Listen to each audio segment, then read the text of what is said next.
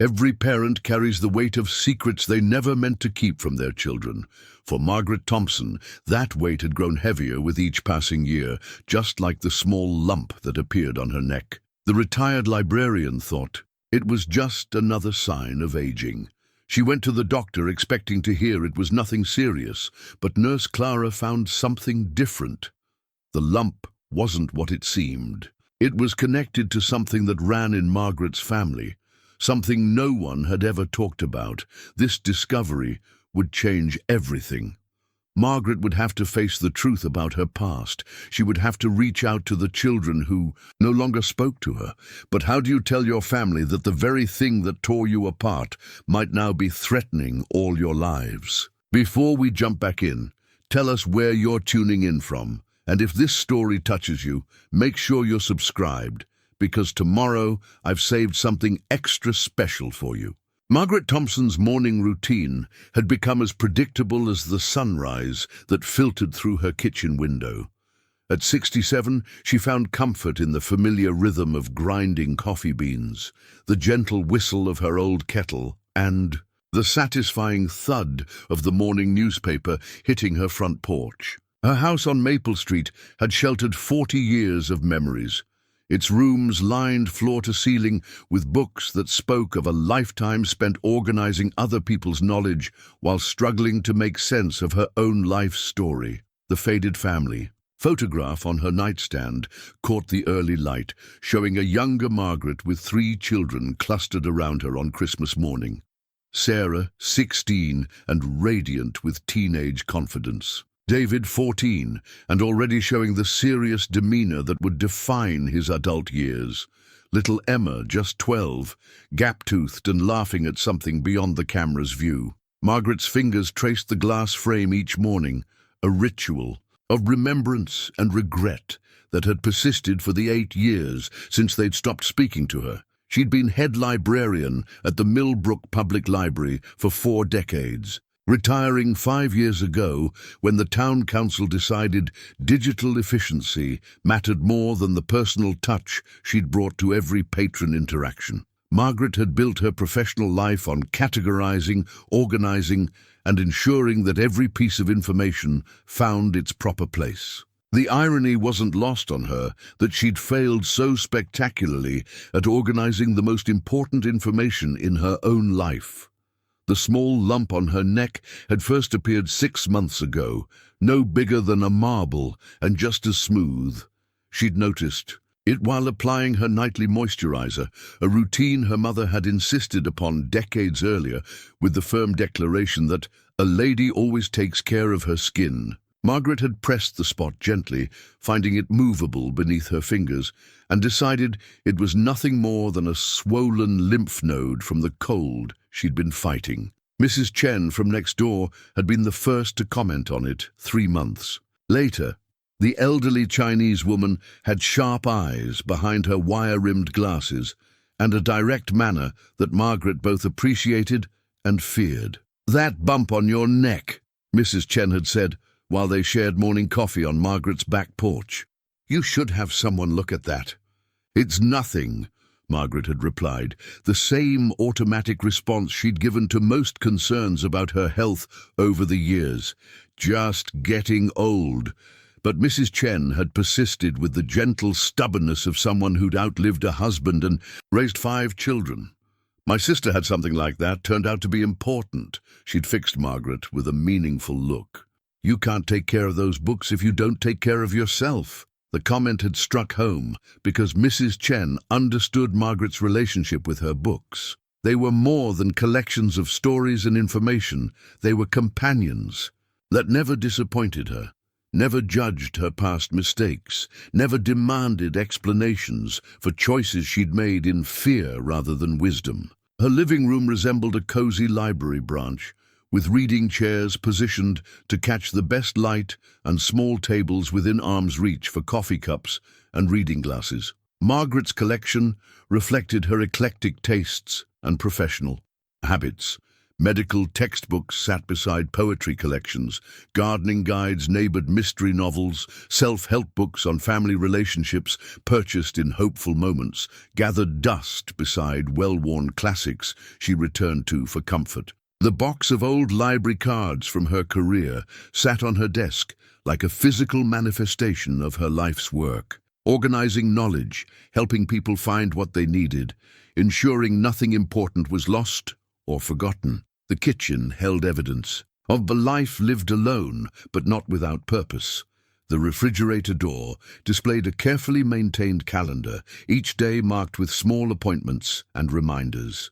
Library volunteer hours on Tuesdays, garden club meetings on Thursday evenings, a standing dinner invitation from Mrs. Chen every Sunday that Margaret rarely accepted but appreciated nonetheless. The calendar's margins contained phone numbers written in her careful script, her doctor, the pharmacy, the grocery store, but conspicuously absent were the numbers for Sarah, David, or Emma. Those numbers lived in a small address book, buried in her desk drawer, updated whenever the children moved or changed jobs, based on information gleaned from mutual friends or social media profiles she viewed but never engaged with.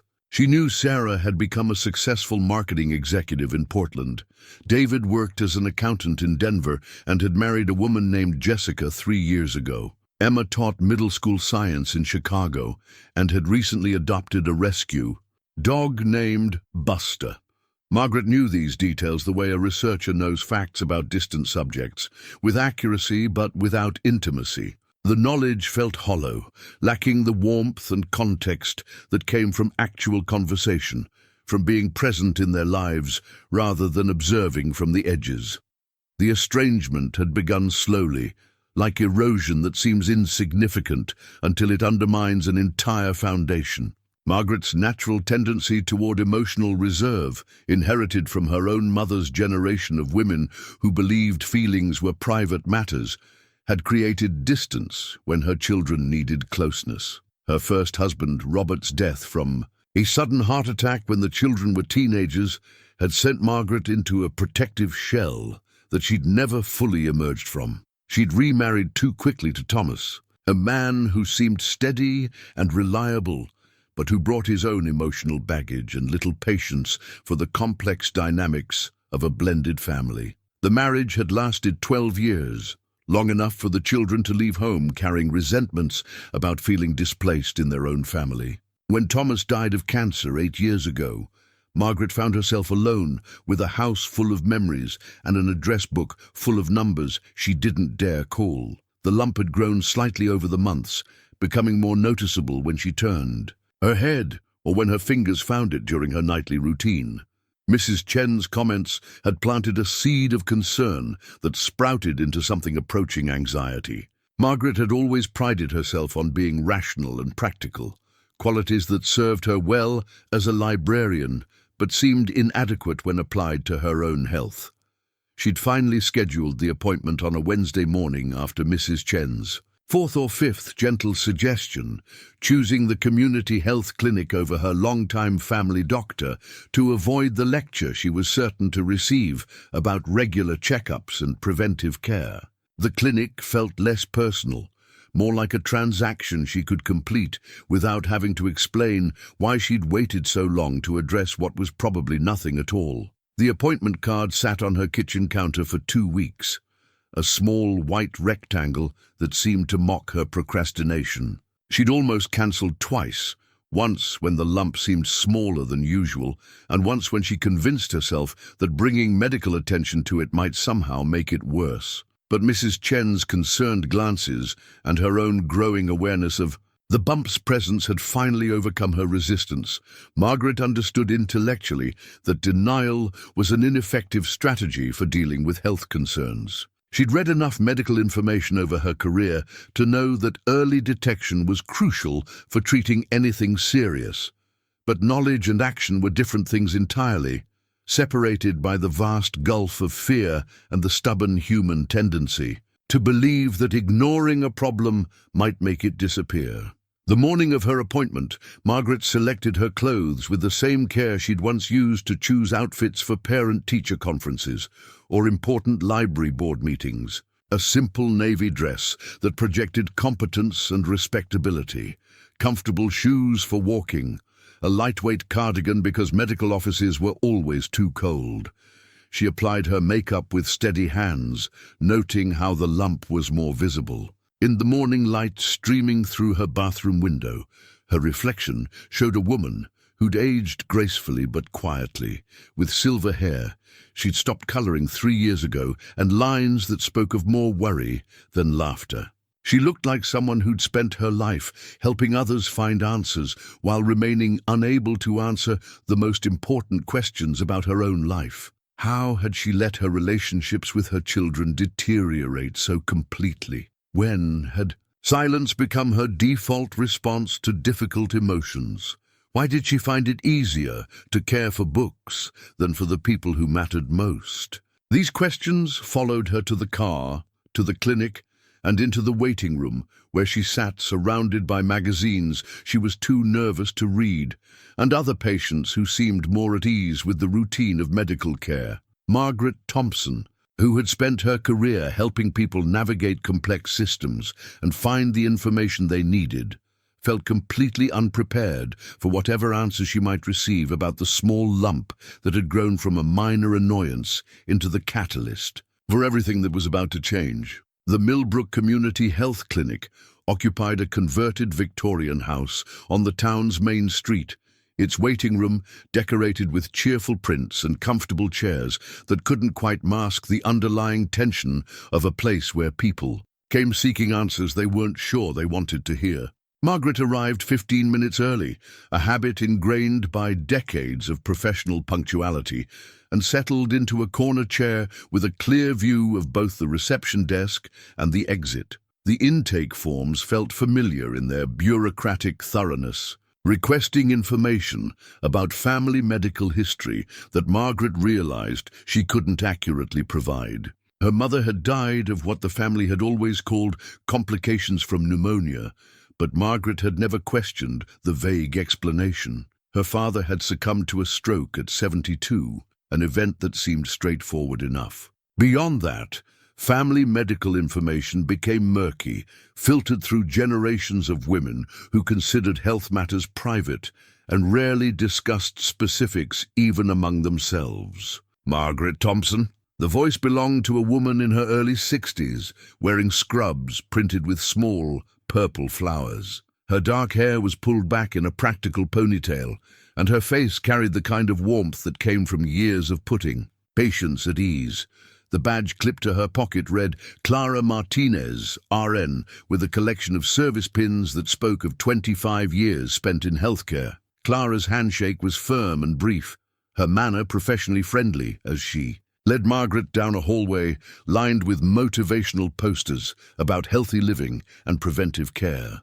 The examination room was small but well lit, with a window that looked out onto the clinic's garden where late-season roses still bloomed despite the approaching autumn. Dr. Patel is running a few minutes behind, Clara explained as she checked Margaret's blood pressure and updated her chart. But I can start by taking a look at what's concerning you today. Her voice carried a slight accent that suggested Spanish as a first language, but her English was precise and reassuring. Margaret touched the spot on her neck, suddenly self-conscious about what might be a complete overreaction to nothing at all. There's a small lump here. It's probably nothing important, but my neighbor insisted I have someone examine it. Clara's approach was methodical and gentle, her fingers experienced at distinguishing between normal variations and concerning changes. When she first touched the lump, her expression remained neutral and professional. But as she continued her examination, pressing gently around the area and checking lymph nodes along Margaret's neck and collarbone, something shifted in her demeanor. How long have you noticed this? Clara asked, her voice maintaining its calm tone even as her examination became more thorough. About 6 months. Margaret replied, watching Clara's face for clues about what she might be finding. Maybe a little longer. It seemed small at first, Clara's fingers moved with practiced precision, mapping the contours of Margaret's neck and throat. She asked Margaret to swallow, to turn her head in different directions, to take deep breaths while she palpated the area around the lump. Each movement felt significant, each pause loaded with unspoken assessment. "Mrs. Thompson, I'm going to have Dr. Patel take a look at this," Clara said finally, stepping back and making notes in Margaret's chart. "But first, I'd like to ask you some questions about your family medical history." The shift in Clara's tone was subtle, but unmistakable. The casual friendliness had been replaced by something more focused, more serious. Margaret felt her chest and tighten with the first stirrings of real concern. "I filled out the forms as completely as I could," Margaret said, hearing the defensiveness in her own voice. "But honestly, my family never talked much about medical issues. My mother's generation considered such things private." Clara nodded with understanding that seemed both professional and personal. "I know how that can be. My own grandmother never spoke about health problems until they became impossible to ignore." She pulled a rolling stool closer to Margaret's chair, positioning herself at eye level. "But sometimes family medical history can be very important for understanding current symptoms." The way Clara said "current symptoms" made Margaret's stomach clench. She'd come expecting to be told the lump was nothing serious, perhaps a benign cyst that would resolve on its own or require minor treatment at most. The possibility that her symptoms might be part of a larger pattern hadn't occurred to her. "What exactly are you concerned about?" Margaret asked, surprised by the steadiness of her own voice. Clara's pause felt deliberate, the silence of someone choosing words carefully. "The location and characteristics of this lump suggest we need to do some additional testing. Dr. Patel will want to discuss the specifics with you, but I want you to know that finding these things early is always better than waiting." The phrase "finding these things early" hung in the air like a diagnosis in itself. Margaret understood the euphemistic language of medical professionals well enough to recognize that Clara was trying to prepare her for serious news without providing a specific prognosis she wasn't qualified to give. "Are you thinking it might be cancer?" Margaret asked, the word feeling foreign and frightening on her tongue. "I'm thinking we need more information," Clara replied with practiced diplomacy. "But I'm also thinking about what you mentioned regarding your family's tendency not to discuss medical issues. Sometimes patterns run in families, and those patterns can be important for early detection and treatment." Dr. Patel arrived 20 minutes later, a soft-spoken man in his 50s, who repeated Clara's examination with additional attention to details that seemed increasingly significant. He palpated Margaret's abdomen, checked her thyroid, and spent considerable time examining her neck and throat from different angles. "We're going to need some imaging studies," he told Margaret after completing his assessment. "An ultrasound, initially, and depending on what that shows, possibly a CT scan or MRI. Nurse Martinez will schedule those for you and explain what to expect." Margaret found herself nodding automatically, her mind struggling to process the shift from routine checkup to medical investigation. "How serious do you think this might be?" Dr. Patel's expression was kindly but honest.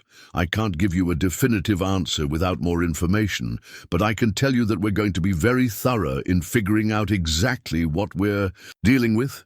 Nurse Martinez has extensive experience helping patients navigate this process, and she'll be your primary point of contact as we move forward." After Dr. Patel left, Clara returned with appointment cards and information packets that transformed Margaret's minor concern into an official medical situation requiring follow-up and monitoring. The weight of the materials in her hands felt disproportionate to the small lump that had started everything. "This is a lot to process," Clara said, settling back onto her rolling stool.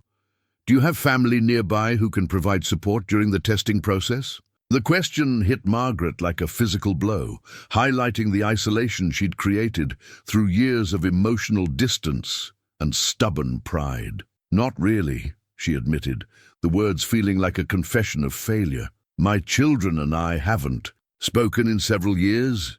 Clara's expression softened with a sympathy that seemed both professional and deeply personal. "Sometimes medical situations have a way of putting other concerns into perspective," she said quietly.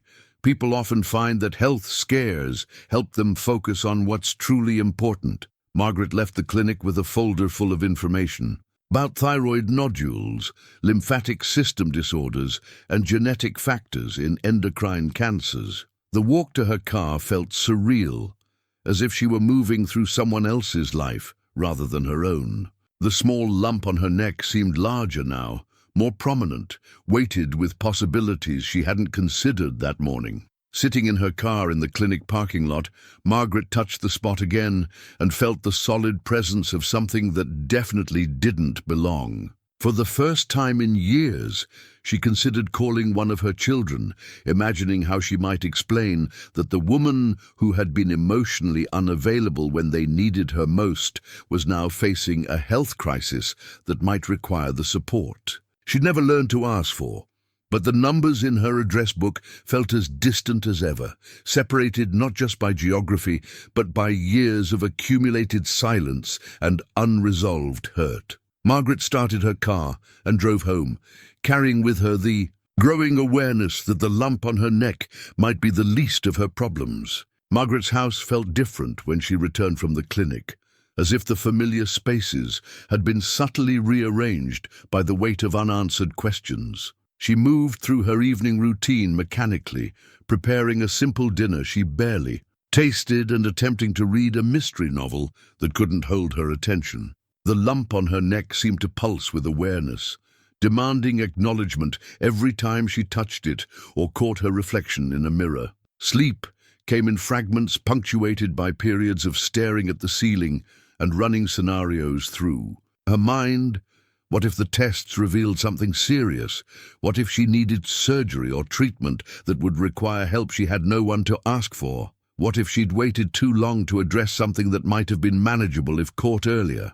The questions multiplied in the darkness, each one spawning new anxieties that fed on themselves until dawn brought the mercy of activity and distraction. Meanwhile, across town in her small apartment, Clara Martinez sat at her kitchen table with her cup of tea and her old nursing school pathology textbook open to a chapter on endocrine system disorders. The book was well worn, its margins filled with notes from her student days and highlighting that had faded over 2 decades of reference. She'd pulled it from her bookshelf after her shift ended, driven by the same instinct that had made her an excellent nurse. The need to understand what she was seeing and how best to help her patients navigate whatever lay ahead. Clara had noticed something in Margaret's case that went beyond the physical findings. The lump's characteristics, combined with Margaret's family history of medical silence, suggested patterns she'd seen before in families where genetic conditions were passed down through generations of women who'd been taught that health concerns were private matters best endured rather than discussed. Her own experience had taught her to recognize the signs of genetic predisposition masked by cultural silence. Clara's grandmother had died of what the family called women's troubles, a euphemism that had hidden ovarian cancer until her mother developed the same condition. Only then had Clara begun researching family patterns and advocating for genetic testing that revealed a hereditary cancer syndrome affecting multiple generations of women in her family. The knowledge had been both devastating and empowering. Clara had undergone preventive surgery that likely saved her life, and she'd helped her sister and cousins get the testing and monitoring that allowed early detection and treatment.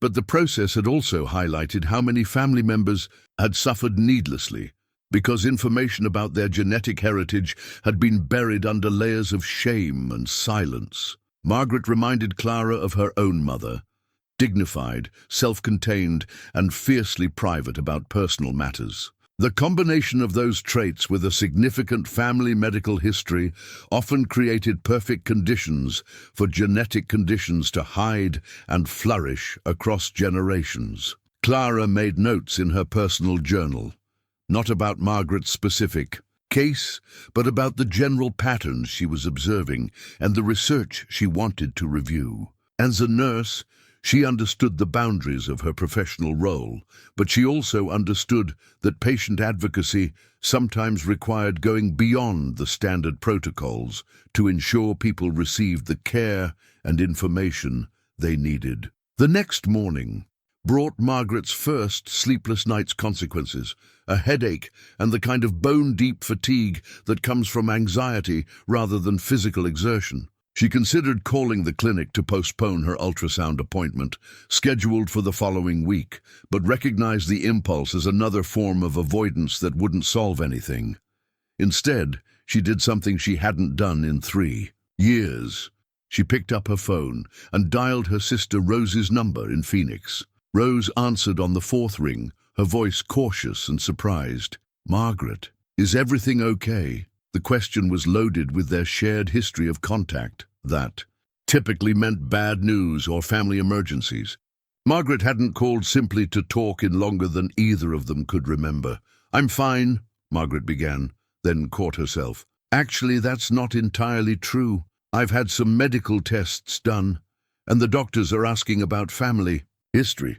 I realized I don't know as much as I should about Mom's health issues before she died." The silence on Rose's end stretched long enough that Margaret wondered if the call had been dropped. When Rose finally spoke, her voice carried a careful tone that suggested she was choosing her words deliberately. "What kind of medical tests?" "There's a lump on my neck that my doctor wants to investigate further. It's probably nothing serious, but they're asking about thyroid problems and endocrine issues in the family." Another pause, this one heavy with implications Margaret couldn't interpret. "Margaret, there are things about Mom's illness that we never talked about after the funeral, things I'm not sure how to explain over the phone." The admission sent a chill through Margaret that had nothing to do with the autumn weather. "What kind of things?" "The pneumonia that killed her wasn't really pneumonia," Rose said finally. "It was complications from surgery.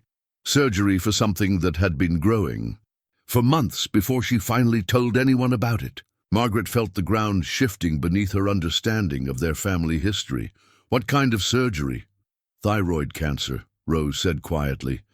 "Advanced by the time they found it because she'd been ignoring symptoms for over a year. She made me promise not to tell you kids because she didn't want you to worry or think you needed to be tested."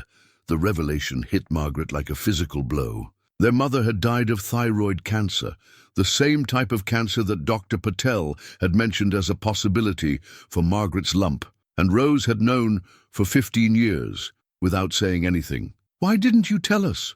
Margaret asked, her voice barely above a whisper. "Because I promised her I wouldn't," Rose replied, and Margaret could hear tears in her voice. "And because I convinced myself that it was probably random, not something that would affect you or the boys.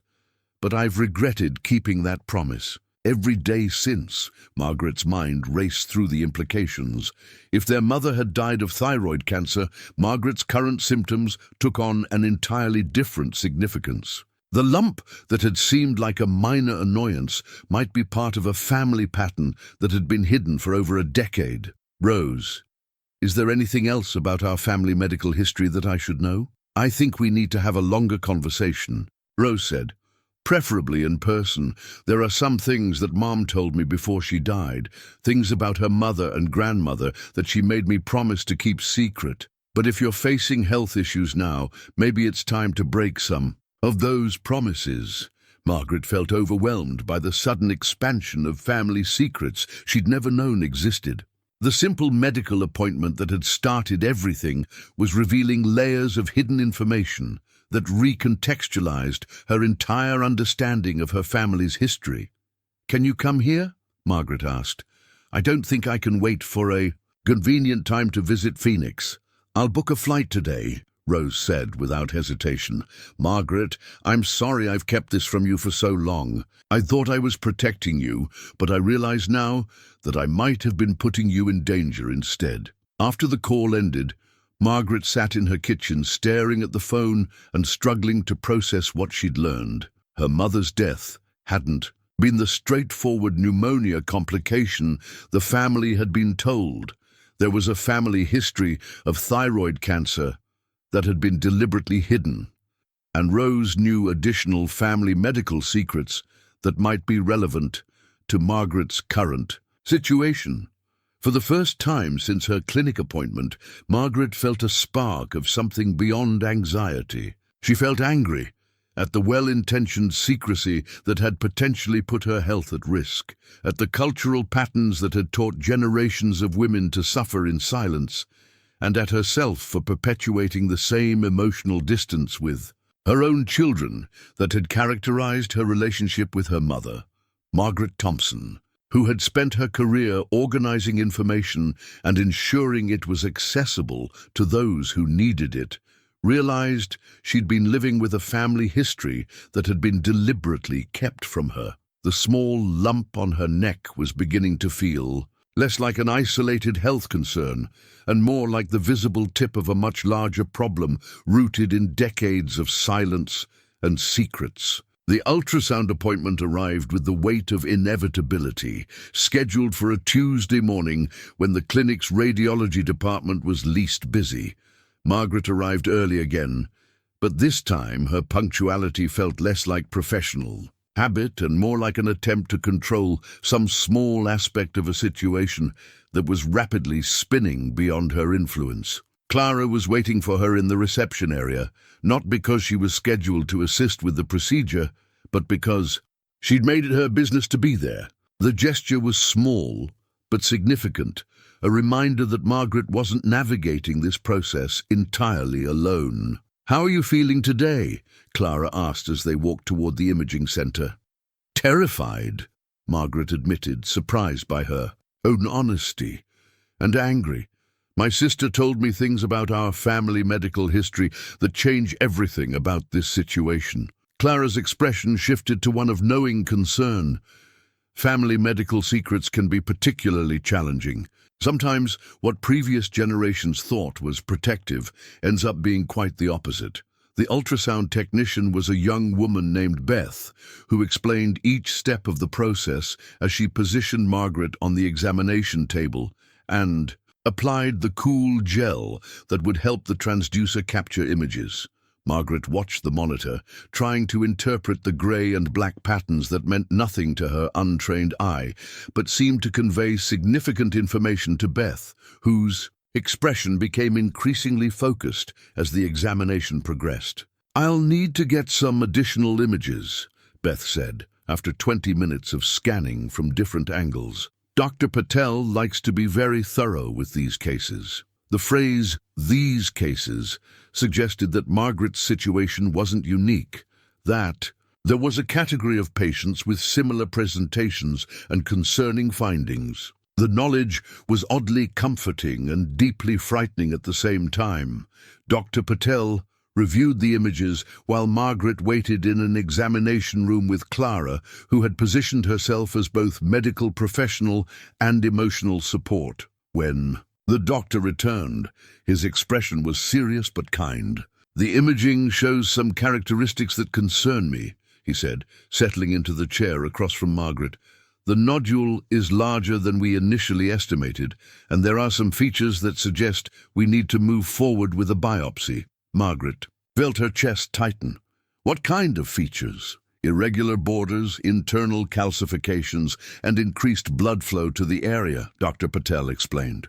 "These findings don't definitively indicate cancer, but they're significant enough that we need tissue samples for analysis." Clara leaned forward slightly. "Dr. Patel, Mrs. Thompson has recently learned that her mother died of thyroid cancer, information that wasn't previously available to her family." The doctor's eyebrows rose with interest. "That's very important information. Have you been able to gather any additional family medical history?" "My sister is coming to visit this week," Margaret said. "She says there are things about our family's health history that our mother asked her to keep secret, things that might be relevant now." "I'd like to schedule your biopsy for next week," Dr. Patel said. "That will give you time to gather more family information, which could be very helpful in interpreting the results and planning any necessary treatment. After the appointment, Margaret found herself in the clinic parking lot again with Clara, who seemed reluctant to simply send her home to process the news alone. "Would you like to get some coffee?" Clara offered. "Sometimes it helps to talk through these situations with someone who understands the medical aspects." They drove to a small cafe downtown where Clara was clearly a regular customer, greeted warmly by the owner and seated at a quiet corner table away from the lunch crowd. Margaret ordered tea she didn't want and tried to organize her thoughts into coherent concerns. "In your experience," Margaret began carefully, "how often do these biopsies come back with concerning results?" Clara considered her answer thoughtfully. "It varies depending on the specific characteristics," Dr. Patel observed.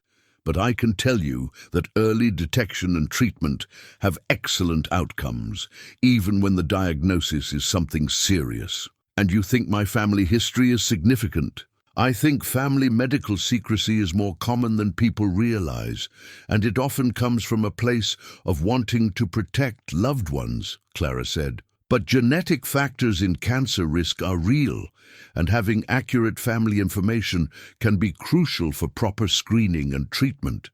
Clara's phone buzzed with a text message, and she glanced at it briefly before setting it aside. "I'm sorry. That was my daughter checking on dinner plans. She worries about me working too many hours." The mention of Clara's family reminded Margaret that she knew nothing about this woman who was providing such personal support during a professional crisis. "Do you have children nearby?" "One daughter, Sophia, who's a teacher here in town," Clara said with obvious pride. "She's the reason I stayed in Millbrook after my husband died, instead of moving somewhere warmer. Family connections matter more than climate." The comment about family connections hit Margaret with particular force. "I haven't spoken to my children in years," she admitted. "We had a falling out after my second husband died, and I never figured out how to repair the relationships." "What kind of falling out?" Clara asked gently. Margaret found herself explaining the slow erosion of family relationships that had begun with her first husband's sudden death and accelerated through her difficult second marriage to a man who had never fully accepted her children. She described the increasing emotional distance, the accumulated misunderstandings, and the stubborn pride that had prevented anyone from making the first move toward reconciliation. "They felt like I chose Thomas over them," Margaret concluded, "and the truth is, I probably did. I was so afraid of being alone that I prioritized my relationship with him over their needs. By the time I realized my mistake, they were adults, with their own lives, and no interest in rehashing the past." Clara listened without judgment, nodding occasionally in recognition of patterns she'd seen in her own family and among her patients. "Sometimes medical situations create opportunities for difficult conversations," she said finally. "Not because the health scare itself fixes anything, but because it reminds everyone involved about what's truly important." Margaret's phone rang as they were finishing their coffee. The caller ID showed Rose's number. "I found them," Rose said, without preamble when Margaret answered. "I found the letters Mom wrote before she died, the ones she made me promise to keep. Margaret, there's so much more to our family's medical history than either of us knew, and some of it is going to be very difficult to hear." Margaret looked across the table at Clara, who was discreetly checking her own phone, but clearly listening to Margaret's side of the conversation. "How difficult?" "Difficult enough that I think you should call David and Sarah before I get there," Rose said, "because what I'm going to tell you about our family is something they need to know too, especially if there are genetic factors involved. This isn't just about you anymore, Margaret. This could affect the grandchildren you've never met." The mention of grandchildren she'd never met felt like a physical blow. Margaret realized that her family estrangement had cost her not only relationships with her children, but also connections to a new generation that might now be at risk for health problems she was just beginning to understand. After ending the call, Margaret sat in stunned silence while Clara waited patiently for her to process what she'd heard. "I think," Margaret said finally. I'm going to need help figuring out how to have some very difficult conversations with people who have good reasons not to want to talk to me. Clara reached across the table and briefly touched Margaret's hand. That's something I might be able to help you with.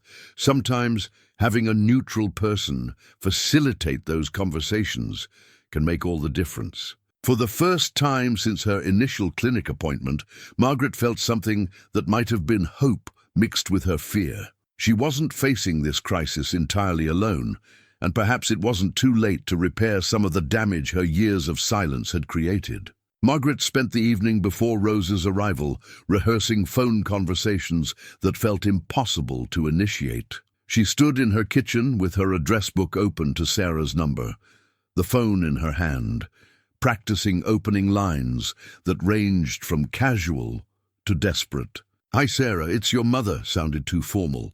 "Sarah, I need to talk to you about something important," seemed too dramatic. "I know we haven't spoken in years, but I have some medical news," felt manipulative, like using health concerns to force contact her daughter had chosen to avoid.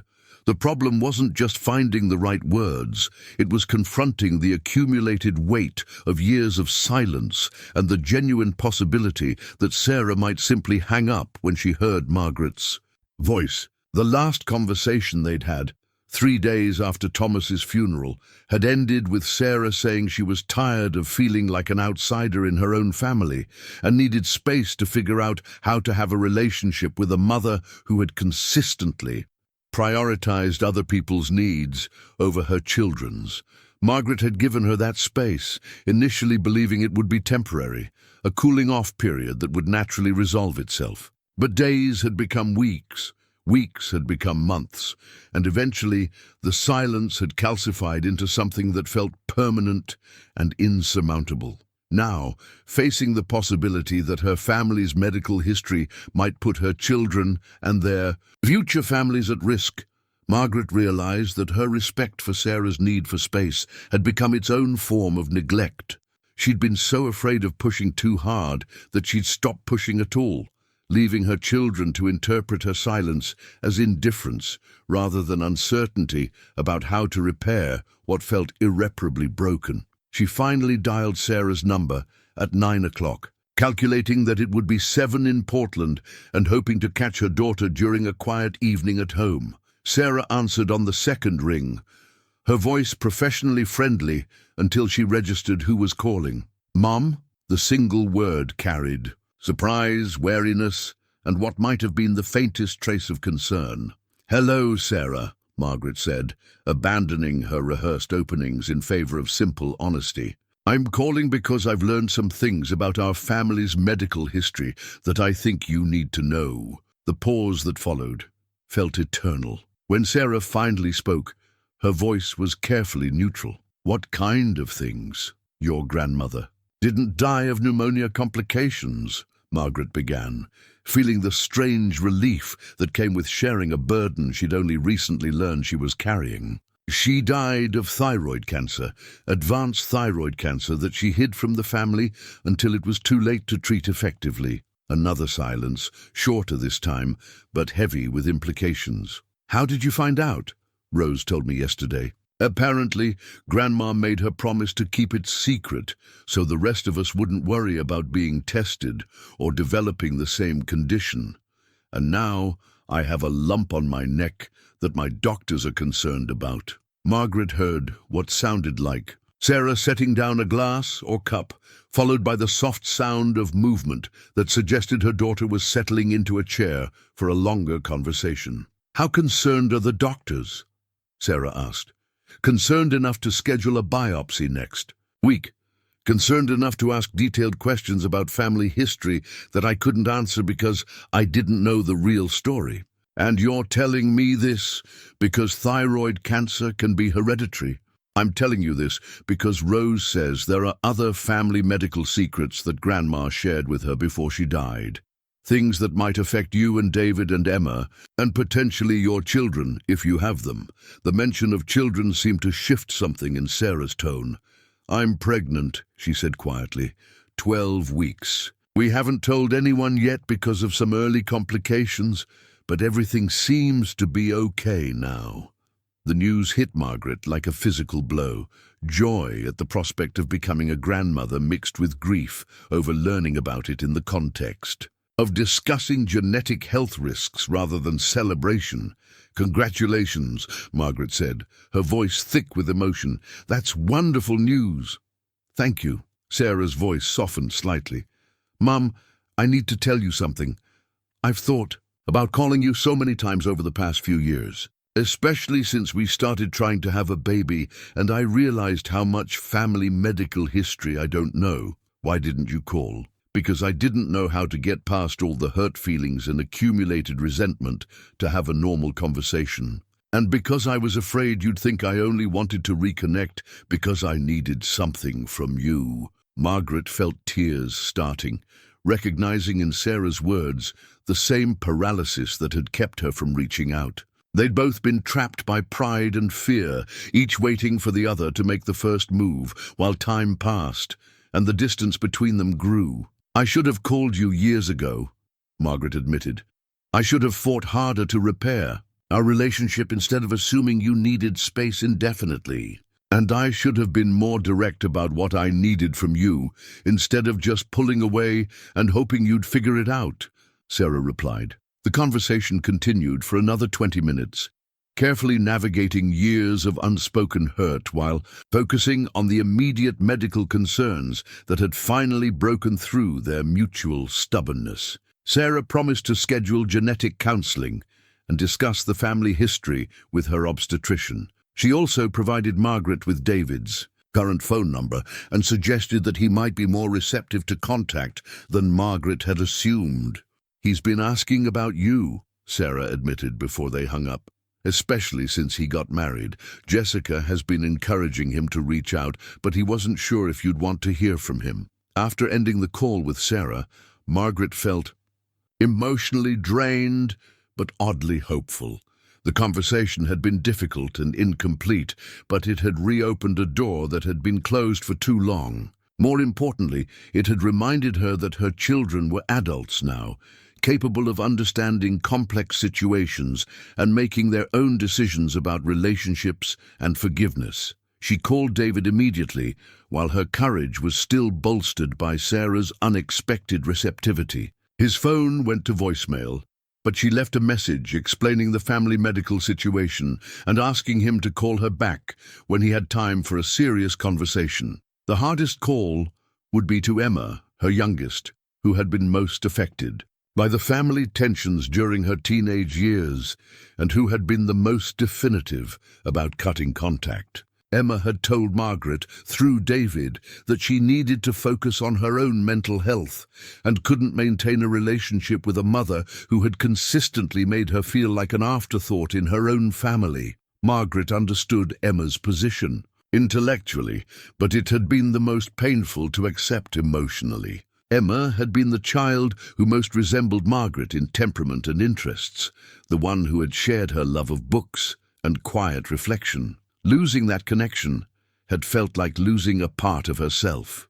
As she prepared for bed, Margaret found herself in her living room, surrounded by the books that had been her companions through years of solitude. She pulled out a photo album she hadn't opened in years, filled with pictures of her children at various ages: Sarah's kindergarten graduation, David's high school baseball games, Emma's science fair projects. Looking at the images, Margaret realized that she'd been trying so hard to avoid repeating her own mother's mistakes that she'd made entirely different ones. Where her mother had been emotionally absent due to the constraints of her generation, Margaret had been emotionally absent due to fear and protective instincts that had ultimately proved more harmful than helpful.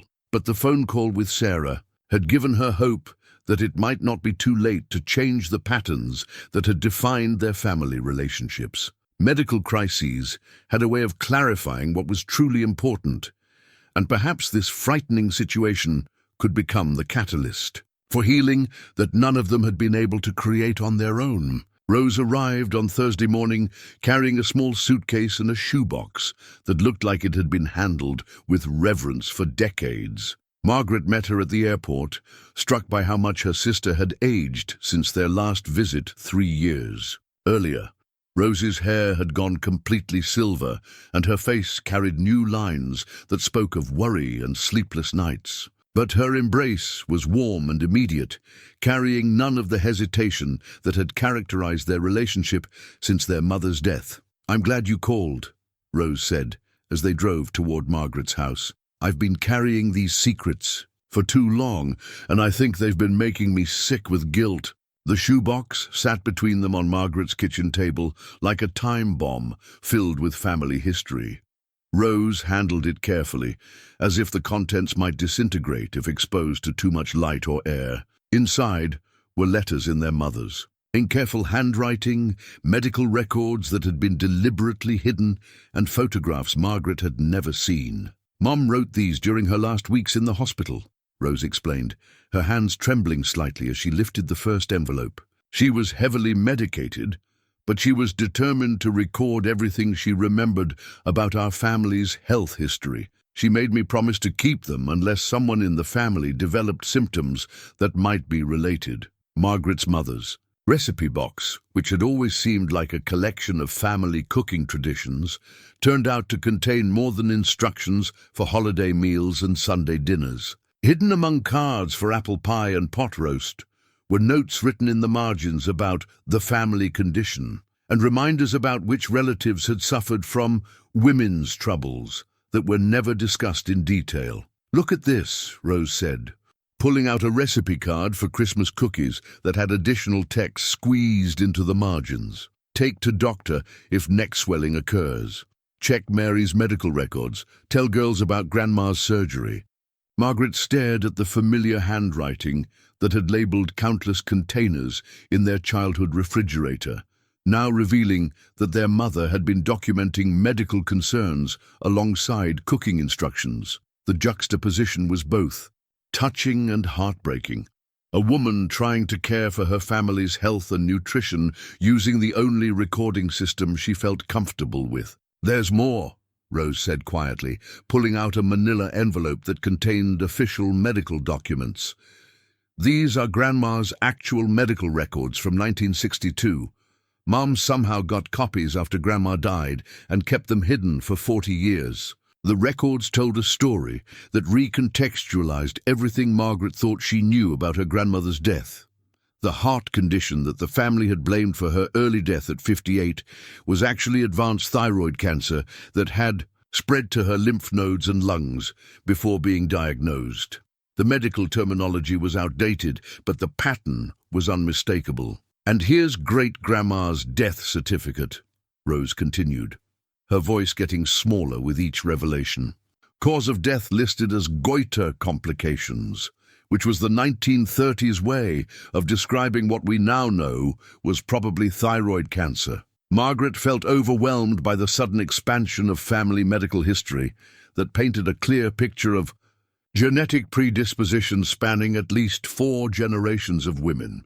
Her great-grandmother, grandmother, and mother had all died of what appeared to be the same hereditary condition, and the information had been systematically hidden from each subsequent generation. Why did she keep all this secret?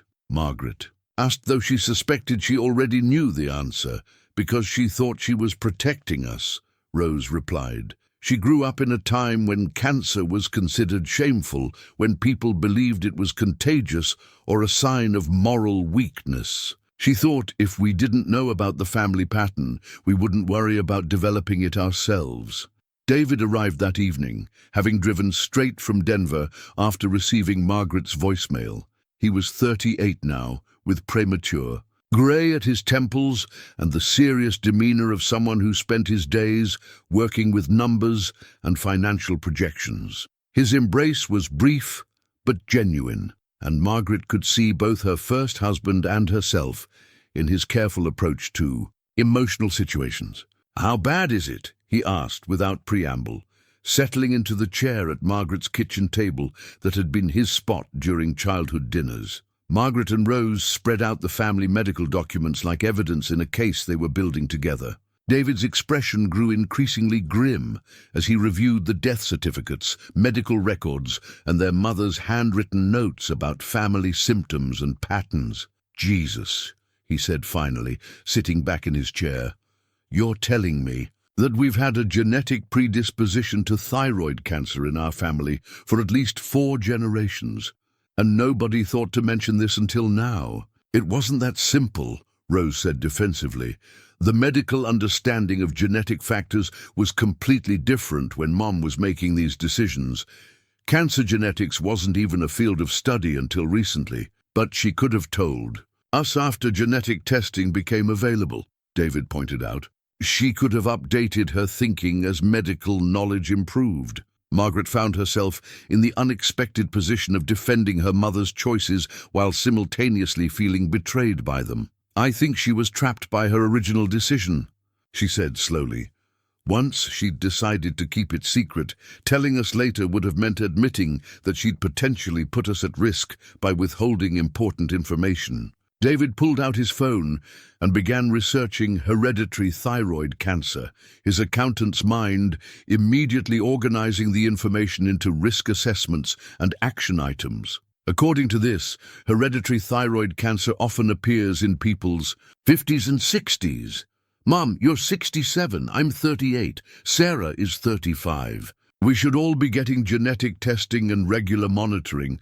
Sarah's pregnant," Margaret told him, 12 weeks. David's expression shifted to something approaching panic. "Then this information is even more critical. If there are genetic factors involved, her baby could be affected too." The weight of multi-generational responsibility settled over the kitchen table like a heavy blanket. Margaret realized that her family's pattern of medical secrecy had potentially put not only her children at risk but also grandchildren she was just learning about. "There's something else," Rose said quietly, pulling out the last envelope from their mother's collection. "Mom wrote a letter specifically for each of you kids. She asked me to give them to you if you ever developed symptoms that might be related to the family condition." She handed Margaret an envelope with her name written in their mother's shaking handwriting.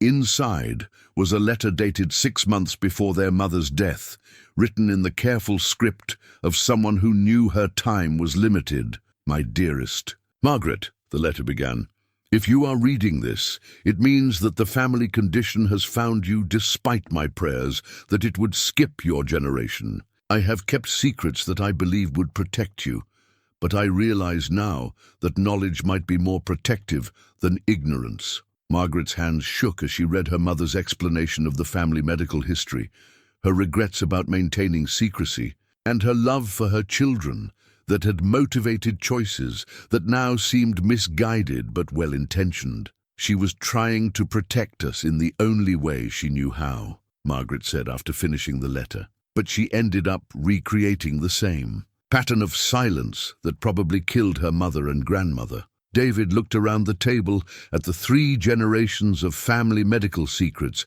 that had finally been exposed. "So what do we do now?" "Now we break the cycle," Margaret said, with more conviction than she felt.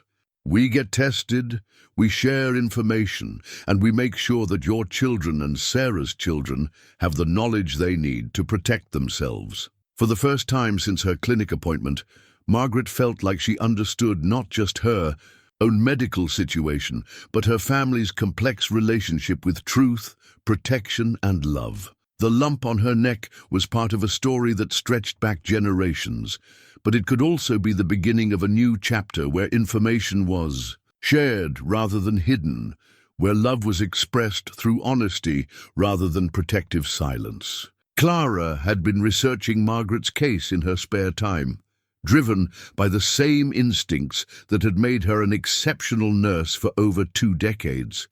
Something about the family's medical history felt familiar, triggering memories of other patients she'd seen with similar presentations and stories of multi-generational secrecy.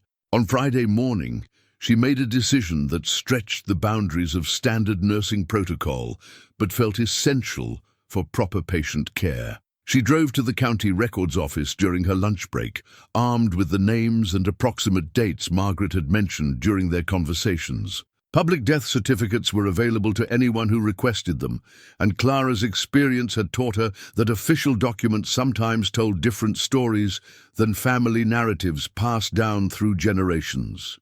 What she found changed everything. Margaret's grandmother's death certificate, filed in 1962, listed the cause of death as carcinoma of thyroid with metastases. But there was an additional notation that Clara almost missed, written in small print at the bottom of the form. See attached genetic consultation report, Dr. James Morrison, University Medical Center. Clara stared at the notation, her heart racing with the implications. Genetic consultation in 1962 was virtually unheard of. The field barely existed. She requested additional records associated with the case and waited while the clerk searched through files that hadn't been accessed in decades. 20 minutes later, she was holding a document that would reframe everything Margaret's family believed about their medical history. The genetic consultation report, prepared by Dr. Morrison in 1962, documented what appeared to be one of the earliest identified cases of familial thyroid carcinoma in the medical literature. Margaret's grandmother hadn't been an isolated case. She was part of a research study investigating hereditary cancer patterns in rural communities. The report documented at least 12 other family members across 3 generations who had died of similar cancers, including several who had lived in different states and whose deaths hadn't been connected by the family.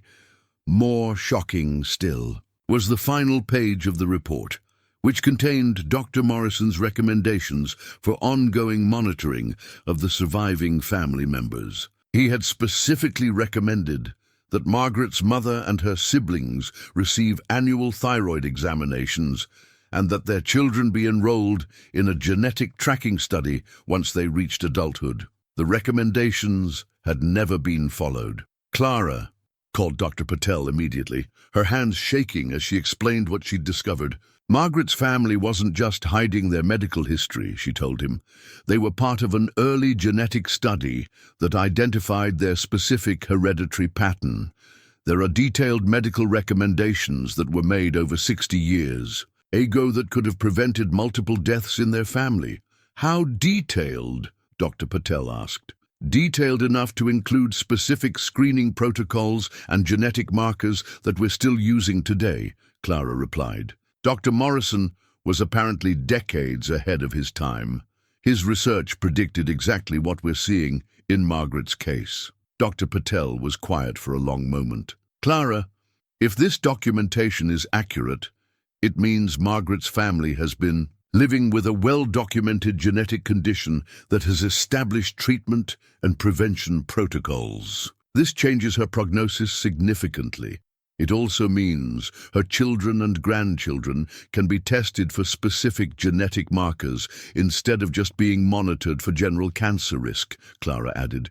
We're not dealing with an unknown family. In pattern, we're dealing with a documented genetic syndrome that was identified and studied 60 years ago.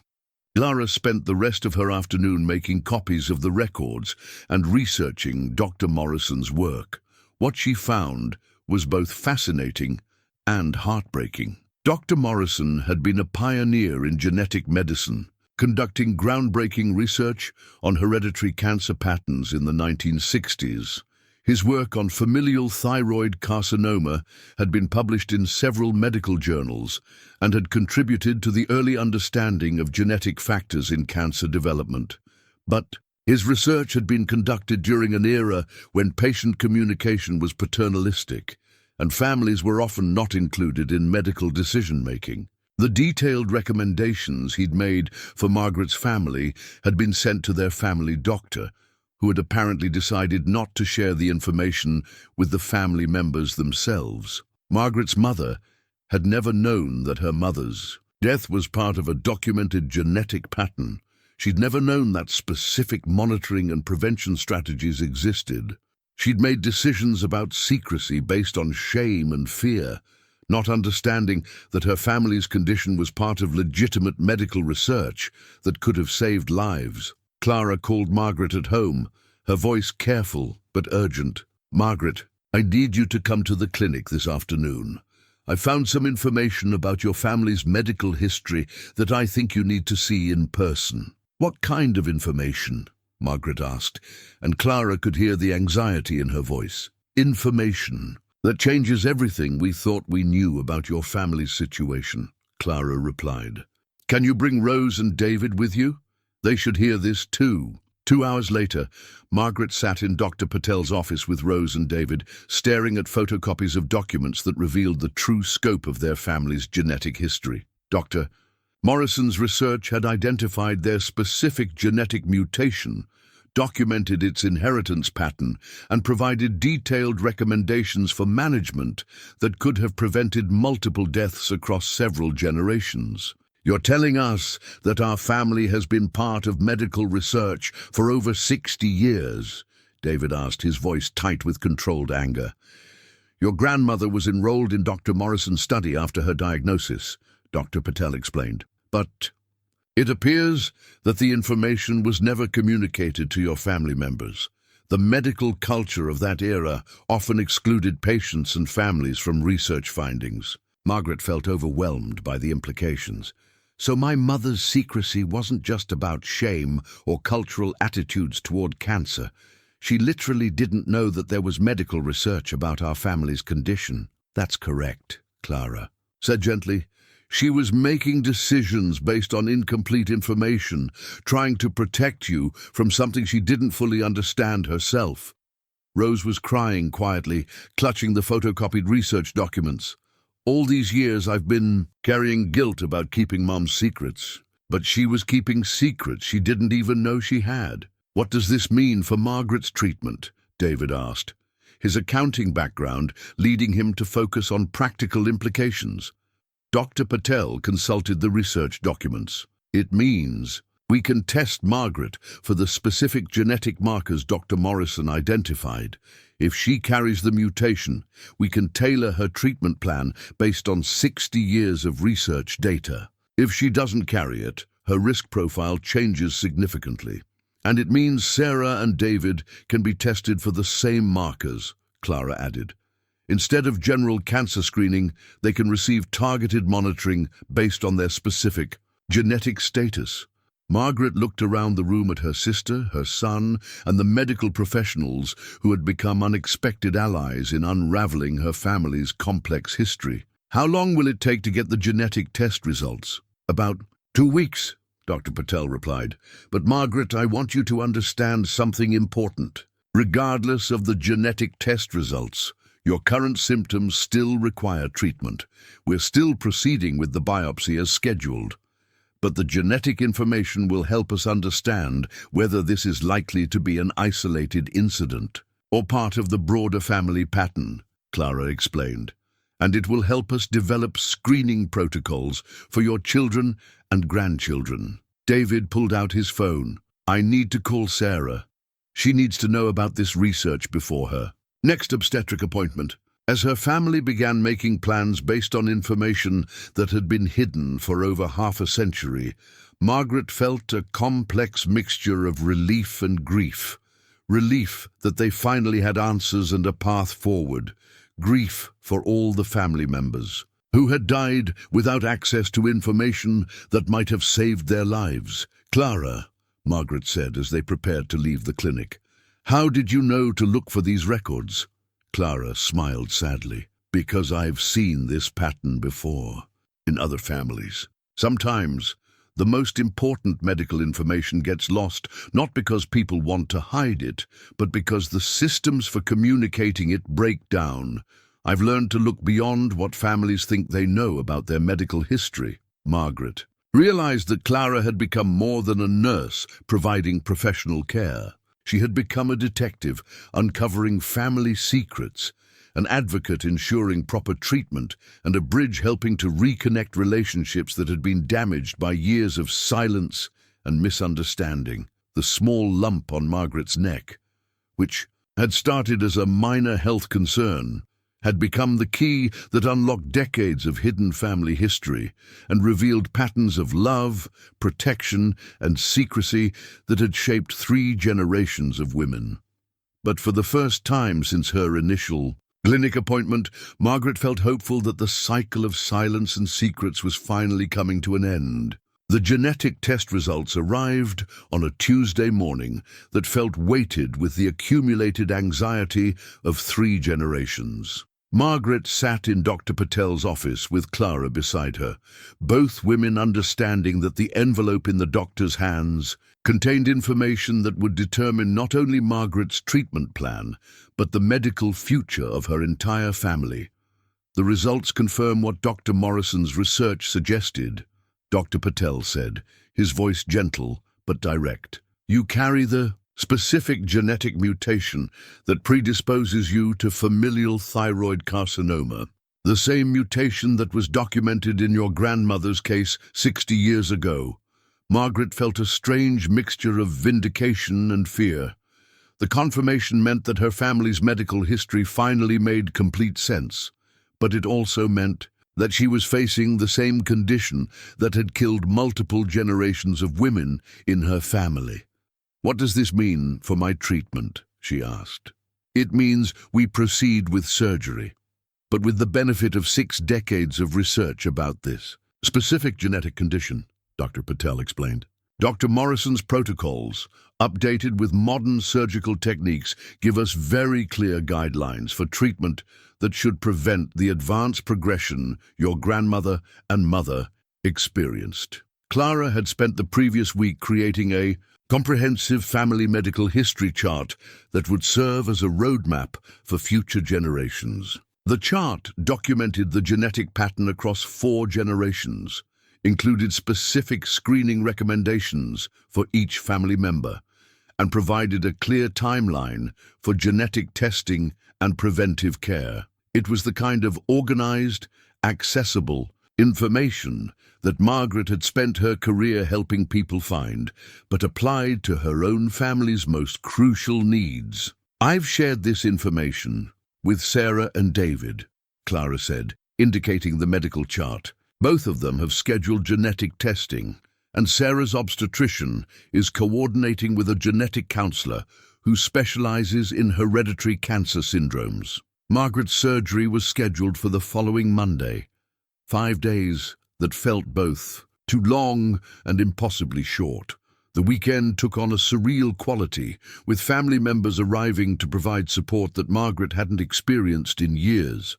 Sarah flew in from Portland on Friday evening, her pregnancy just beginning to show. In the gentle curve of her abdomen, her presence in Margaret's house felt like stepping back in time to a period when their relationship had been easy and natural, before grief and poor choices had created the distance that had defined their adult relationship. I've been thinking a lot about forgiveness, Sarah said on Saturday morning, as they sat in Margaret's kitchen drinking tea and watching the autumn light filter through the windows. Not just forgiving you for the mistakes you made, but forgiving myself for being so stubborn about maintaining the estrangement. Margaret felt tears starting. You had every right to be angry with me. I prioritized my fear of being alone over your need for emotional support after your father died. I let Thomas's discomfort with you kids influence how I parented during the most crucial years of your adolescence, and I had every right to expect better from you, Sarah agreed. But I also had the option to communicate my needs more clearly instead of just pulling away and hoping you'd figure out what I wanted. The conversation continued throughout the weekend, with David joining them on Saturday afternoon, and even Emma calling from Chicago for an emotional phone conversation that lasted nearly 2 hours. Emma couldn't travel due to her teaching commitments, but her voice carried forgiveness and concern that bridged the years of silence. I want to be there for your surgery, Emma said during their call. I know I can't physically be there, but I want to be involved in whatever comes next. I don't want to miss any more of our family's life, because I was too proud to admit that I missed you. Clara had positioned herself as both medical coordinator and family facilitator, helping to navigate the complex emotions surrounding reunion and reconciliation while ensuring that everyone understood the medical implications of Margaret's genetic status. Her own experience with family medical crises had taught her that healing often required addressing both physical and emotional wounds simultaneously. Your mother is facing surgery for a condition that has very good outcomes when caught early, she explained to Sarah and David on Sunday evening, but the genetic information means that all of you need to think about ongoing screening and prevention. This isn't just about Margaret's immediate treatment. It's about changing how your family approaches health management for the next several generations. The family spent Sunday afternoon writing letters to each other, a suggestion from Clara. Based on her experience with patients facing surgery, Margaret wrote to each of her children, expressing specific regrets about parenting choices and hopes for their future relationships. Sarah wrote about her pregnancy and her determination to break the cycle of family silence. David wrote about his regrets over letting pride prevent him from reaching out sooner. Even Emma sent a letter by overnight delivery, arriving Sunday evening with words of love and forgiveness that Margaret had thought she might never hear. I realize now that I inherited your tendency to withdraw when emotions get complicated, Emma had written. But I don't want to pass that pattern on to the next generation. I want to be the kind of family member who shows up, who communicates, and clearly, and who prioritizes relationships over pride. Margaret's house filled with the kind of family energy it hadn't experienced in nearly a decade. Sarah and David worked together to organize meals and coordinate with extended family members who wanted to send support. Rose remained as emotional anchor, sharing stories about their mother that helped everyone understand how family patterns of silence had developed and why breaking those patterns was so important. Clara visited each evening, officially to check on Margaret's pre-surgical preparation, but actually to provide continuity and support for a family that was learning how to be together again. Her presence was calming and practical, helping to translate medical information into understandable terms and facilitating conversations that might have been too difficult without neutral guidance. "I've been thinking about something," Clara said on Sunday evening as the family gathered in Margaret's living room. "This genetic condition that your family carries, it's been hidden for so long that none of you have had the chance to understand that it's manageable with proper care. Your grandmother and mother died from this condition not because it was inevitably fatal, but because they didn't have access to early detection and treatment." She pulled out research articles about familial thyroid carcinoma that she'd printed from medical journals. Current survival rates for this specific genetic condition, when detected early, are over 95%. Margaret's prognosis is excellent because we found it before it progressed to the advanced stages that affected previous generations. David looked around the room at his family members, his sister with her hand resting protectively on her growing belly, his aunt who had carried family secrets for too long, his mother who had finally broken through years of emotional distance to seek help when she needed it. "So we're not just dealing with a medical crisis," he said slowly. "We're ending a cycle of preventable tragedies that has affected our family for generations." "That's exactly right," Clara confirmed, "and you're creating a new pattern of information, sharing and support that will protect your children and their children." Margaret looked around her living room, filled with family members who had traveled across the country to be present for her surgery, and felt overwhelmed by gratitude for the medical crisis that had forced them all to confront truths they'd been avoiding for years. The lump on her neck had become the catalyst for healing that went far beyond physical treatment.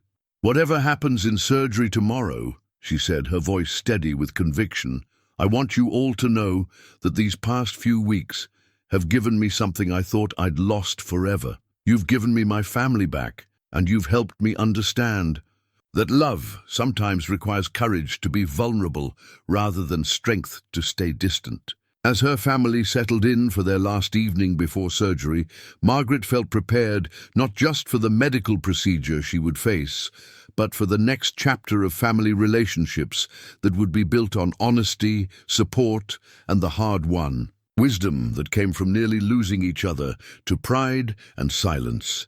The comprehensive medical chart Clara had created sat on Margaret's kitchen table like a roadmap for future generations. A document that would ensure that no family member would ever again face health concerns without access to the information they needed to protect themselves and their children.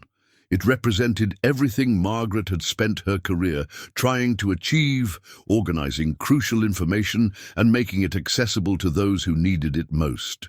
Margaret's surgery was scheduled for 7 in the morning, requiring her to arrive at the hospital by 5:30 for preoperative preparation. The drive through the pre-dawn darkness felt surreal, with Sarah beside her in the passenger seat and David following in his rental car. Clara had arranged to meet them in the surgical waiting area, taking a personal day to provide support that went beyond her professional responsibilities. The hospital's pre-surgical unit buzzed with the efficient activity of early morning procedures.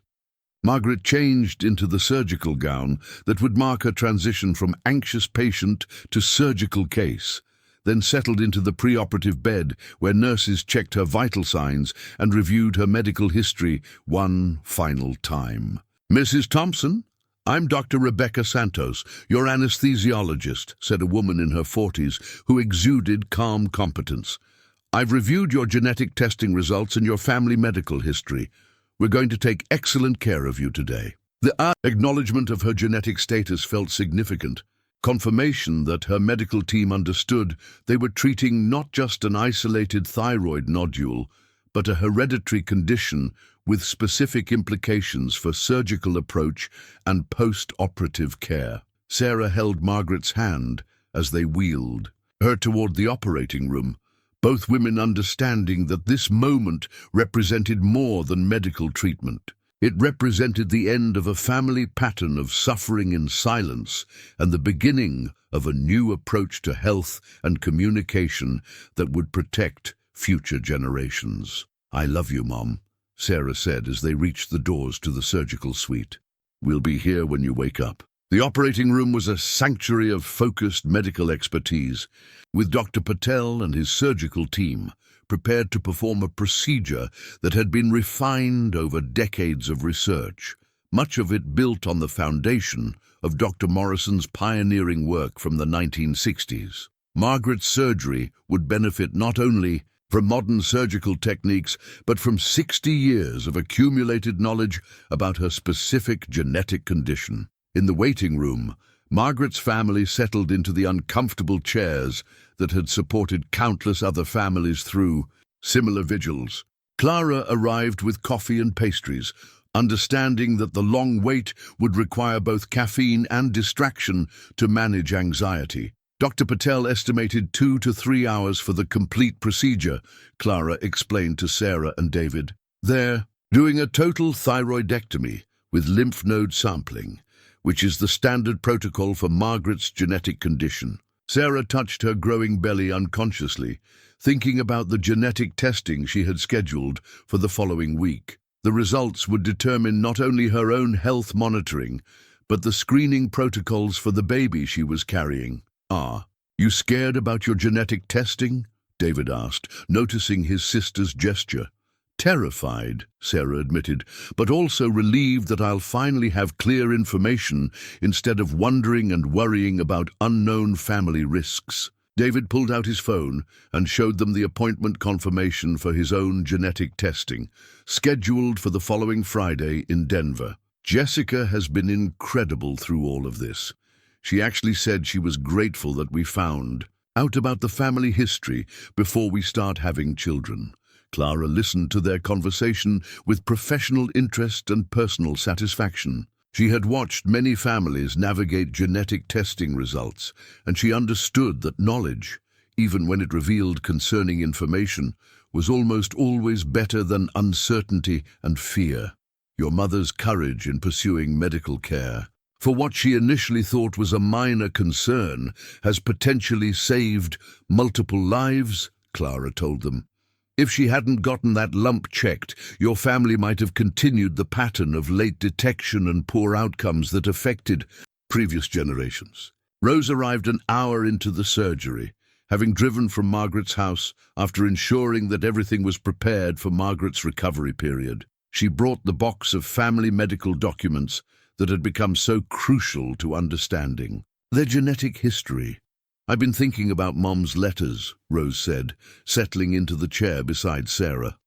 "She wrote about feeling guilty for not having more information to pass down to us about health risks. If she could see us now, gathered together and finally sharing all the medical information our family needs, I think she'd feel like her prayers had been answered." The waiting room filled with the quiet conversations of a family learning to communicate openly after years of emotional distance. Sarah and David shared stories about their adult lives that Margaret had missed, while Rose provided context about their mother's choices that helped them understand the generation gap that had influenced their upbringing. Clara checked with the surgical desk periodically, receiving updates that the procedure was progressing normally and according to plan. Each update felt like a small victory, confirmation that Margaret's early detection and genetic knowledge were allowing for the kind of successful treatment that had been unavailable to previous generations of women in her family.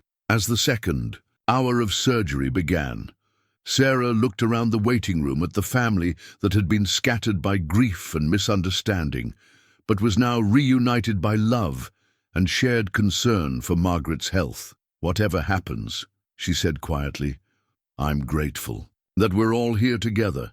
I'm grateful that this crisis brought us back to each other."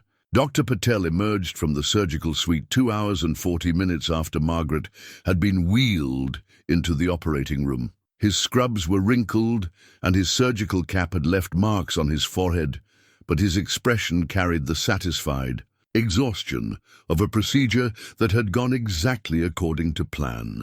"The surgery was completely successful," he announced to Margaret's waiting family, and Clara felt the collective exhale of relief that filled the waiting room. "We were able to remove the entire thyroid gland and sample the surrounding lymph nodes. The preliminary pathology results look very encouraging." Sarah started crying with relief, and David immediately pulled out his phone to call Emma with the news. Rose gripped Clara's hand, understanding that this successful outcome represented the first time in their family's documented history that early detection and proper treatment had been available for their genetic condition. "What did the preliminary pathology show?" Clara asked, her nursing background prompting her to seek specific medical details. "The tumor was contained within the thyroid capsule, with no obvious extension into surrounding tissues," Dr. Patel explained. "The lymph nodes we sampled appeared normal on gross examination. We'll have complete pathology results in 3 to 5 days, but everything we saw during surgery suggests that we caught this at an optimal stage for treatment." Margaret was moved to the recovery room, where she would spend several hours as the anesthesia wore off and her vital signs stabilized. Her family was allowed to visit briefly, one at a time, to provide reassurance as she emerged from the surgical experience. Sarah went first, standing beside Margaret's bed and watching her mother's peaceful expression as she slept off the effects of anesthesia. The hospital identification bracelet on Margaret's wrist seemed like a small but significant symbol, proof that she had survived a procedure that might have saved her life and changed her family's medical future. "The surgery went perfectly, Mom," Sarah whispered, even though Margaret wasn't yet conscious enough to process complex information. "Dr. Patel says you're going to be fine." When Margaret finally opened her eyes 3 hours later, her first word was a croaky "Sarah," followed immediately by "David." Her voice was hoarse from the breathing tube used during surgery, but her eyes were clear and focused. "We're all here," Sarah assured her, squeezing her mother's hand. "The surgery was successful. Dr. Patel says the preliminary results look excellent." Margaret tried to speak, but found her throat too sore for extended conversation. Clara appeared at her bedside with ice chips and gentle instructions about post-operative care. Your voice will be hoarse for a few days because of the breathing. Tube, Clara explained, but everything went exactly as planned. You're going to have a complete recovery. Margaret's eyes filled with tears, not from pain, but from the overwhelming realization that she had survived a surgery that might have been fatal for previous generations of women in her family. The genetic condition that had killed her grandmother and mother had been successfully treated, breaking a cycle of tragedy that had persisted for over a century. David arrived at her bedside carrying his laptop, eager to share the good news with Emma via video call. Margaret's throat was too sore for extensive talking, but she was able to mouth "I love you" to her youngest daughter's image on the screen. Emma wants you to know that she's applied for a leave of absence so she can come help during your recovery, David told Margaret. She'll be here by the weekend. The news that Emma was coming home felt like the completion of something that had begun with the discovery of the lump on Margaret's neck. Her medical crisis had not only been successfully treated, but had also reunited her with all three of her children in ways that went beyond their physical presence in the hospital. Dr. Patel's detailed surgical notes, which Clara reviewed as part of her advocacy for Margaret's care, documented the successful removal of a tumor that had been caught before it could progress to the advanced stages that had characterized the deaths of Margaret's mother and grandmother. The notes confirmed negative surgical margins, meaning that all cancerous tissue had been completely removed. Margaret's surgery represents exactly what Dr. Morrison hoped to achieve with his research 60 years ago, Clara explained to the family as they prepared for Margaret's discharge the following day. Early detection, genetic counseling, and appropriate surgical intervention that prevents the advanced progression. This condition typically shows when it's not caught early. Margaret left the hospital wearing the same clothes she'd worn for her initial clinic appointment weeks earlier, but everything about her situation had changed. She was no longer a woman facing an unknown health threat.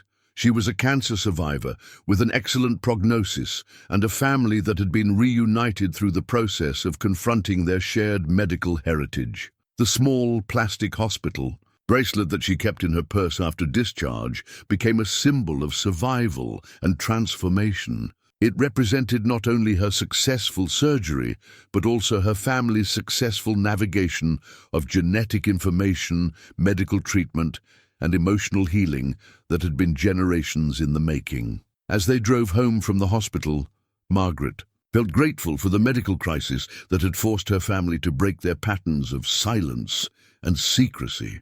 The lump on her neck had been successfully removed, but more importantly, the barriers between family members had also been eliminated, creating space for the kind of honest, supportive relationships that would protect future generations from repeating the tragic patterns of the past. 3 months after her surgery, Margaret sat in Dr. Patel's office for her follow-up appointment, accompanied by Clara, who had become far more than a nurse. She had become family. The complete pathology results had confirmed what the surgical findings had suggested. Margaret's thyroid cancer had been completely removed with clear margins, and her prognosis was excellent. Your thyroglobulin levels are undetectable, which is exactly what we want to see, Dr. Patel explained, reviewing her latest blood work. You're officially in remission, and with regular monitoring, there's every reason to expect this to be a complete cure. The words felt surreal after months of uncertainty and fear, but Margaret had learned to accept good news as readily as she'd learned to face difficult truths. Her recovery had been smooth, aided by the genetic research that had provided specific protocols for post-operative care and monitoring. Margaret's house had been transformed over the past 3 months, evolving from the quiet refuge of a woman living alone to the bustling center of a reconnected family. Sarah had given birth to a healthy daughter, Isabella, whose genetic testing had revealed that she did not carry the familial thyroid cancer mutation. David's genetic testing had shown that he carried the gene, but armed with knowledge and early screening protocols, he faced a future of preventive care rather than fearful uncertainty. Emma had taken a semester's leave from teaching and had moved back to Millbrook temporarily to help with Margaret's recovery and to rebuild their relationship. The house now contained evidence of 3 generations: Margaret's books and medical monitoring equipment, Emma's teaching materials scattered across the dining room table where she planned online lessons for her Chicago students, and baby Isabella's supplies that transformed the living room into a multi-generational family space. The new family photo that sat prominently on Margaret's mantelpiece showed 5 people gathered around the kitchen table where so many difficult conversations had taken place. Margaret, recovered and healthy, sat beside Clara, who had been included as an honorary family member. Sarah held baby Isabella, while David and Emma flanked the group, all of them smiling with the easy comfort of people who had worked through their differences and chosen to prioritize love over pride. Clara's presence in the photograph wasn't accidental. Over the months of Margaret's treatment and recovery, Clara had become the family member they had all needed, someone who could facilitate difficult conversations, provide medical expertise, and offer emotional support without the complicated history that had made direct communication so challenging for the blood relatives. "I've been thinking about what I want to do with my retirement," Margaret told Clara as they left the doctor's office after receiving the excellent follow-up results.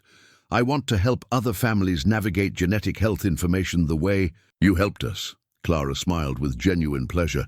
"I think you'd be excellent at that. Your background in organizing and accessing information, combined with your personal experience with family medical secrecy, would make you a powerful advocate for other patients." Margaret had already begun volunteering at the Genetic Counseling Center, helping families understand hereditary cancer syndromes and navigate the complex emotions that came with genetic testing results. Her first client had been a woman whose grandmother had died of ovarian cancer and whose family had maintained strict silence about the circumstances.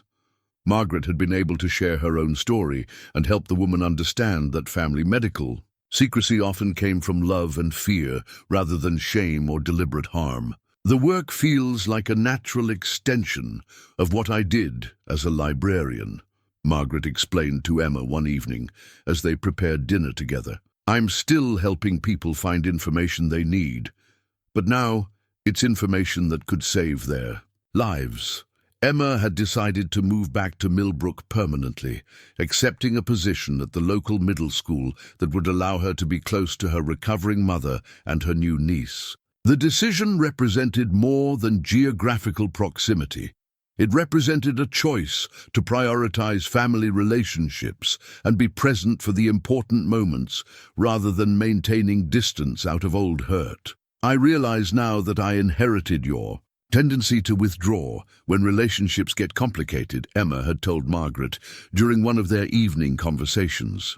"But I don't want to pass that pattern on to the next generation.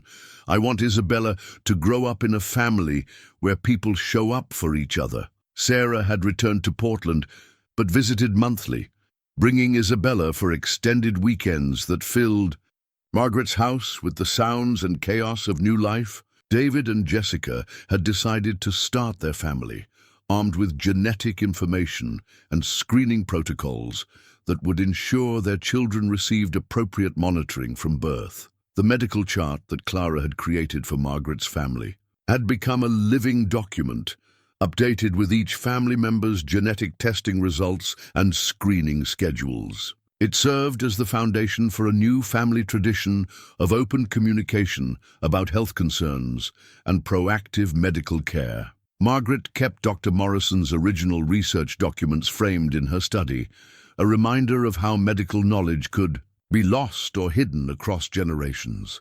She had contacted the University Medical Center, where Dr. Morrison had worked, and learned that his research on familial thyroid carcinoma continued to inform current genetic counseling protocols. "Your family's participation in his original study contributed to medical knowledge that has helped thousands of families over the past 60 years, the current genetics department chair had told her.